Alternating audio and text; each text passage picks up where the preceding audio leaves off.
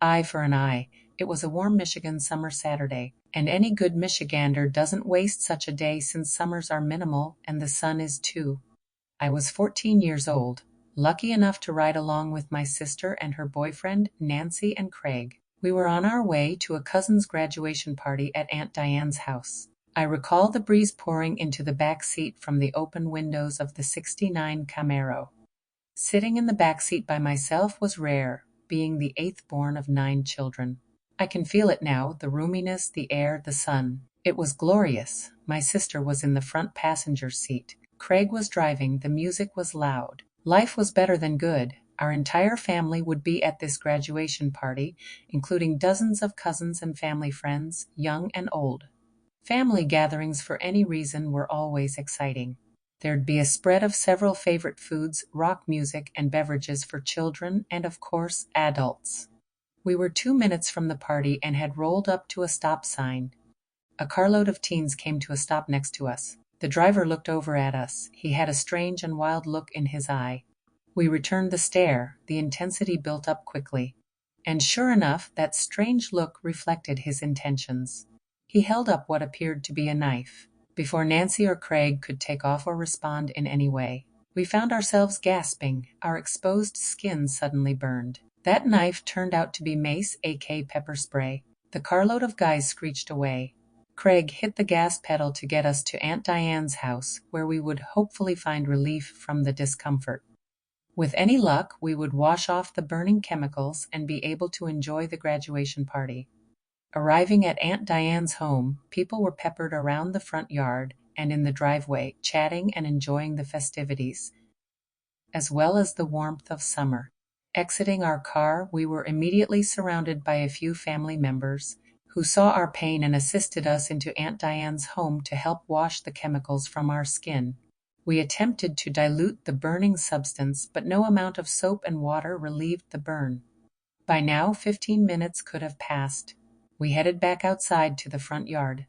Turns out nothing can make one forget discomfort more quickly than seeing his or her perpetrator show up at the same location. And I mean nothing. Now listen. I'm not a fan of revenge, never have been. I just cannot help but chuckle, however, when thinking about what happened next. As luck would have it, those troublemakers pulled up and parked at the curb, right smack dab in front of Aunt Diane's house. We paused in disbelief. They clearly did not recognize our faces among the party guests.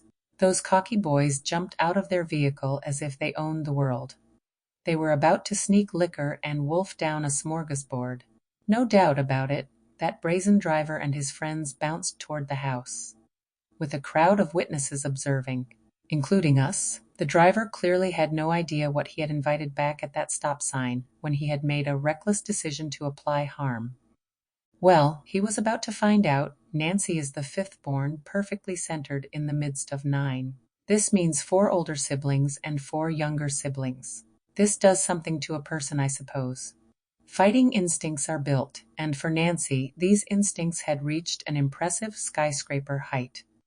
She was tough. She did not mind playing cowboys and Indians. She did not mind rocking someone's world, given the appropriate circumstances.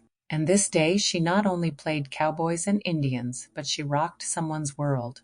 Mace was a popular little self-defense tool that many had even in those days. Nancy reached into her purse to retrieve hers. The perpetrator, who had doused us in mace only 15 minutes earlier, was coming our way. Nancy conjured up the things that only Nancy could conjure up. That guy was about to get a dose of an eye for an eye. Presenting herself before him, she reached out, wrapped her hand around the back of his head with one hand to hold it firmly in place, and with the other hand plastered him with mace point blank in the face for what seemed like forever, but was only 2 to 3 seconds. I stood watching disbelievingly. I was intrigued, amused, scared, excited, but deep down inside, I suppose not surprised. Yes, this is my sister. This wouldn't be the first time someone barked up the wrong tree. Nancy was absolutely the wrong tree. The guy screamed and spun around the yard, crying out in pain, falling to his knees. I'd never heard a guy scream like that. This mischievous, cocky troublemaker wasn't so cool anymore. I'm guessing food and alcohol were long gone from that boy's head. I mean it when I tell you that I am not a revengeful person. Can't remember a moment when I didn't. Love, and I mean love, the golden rule. Revenge was always far from my mind, but I'd be lying if I told you that I didn't smile on that day, witnessing that sweet revenge. I'd be lying if I told you that I haven't smiled or chuckled numerous times in the many months and years since, as I recall the entire event. I'd venture to guess that the driver and his entourage from that day forward thought twice about terrorizing people again. This, folks, is where an eye for an eye has its benefits. It can serve as an effective teaching. Within reason, of course. Author Michelle Grosher.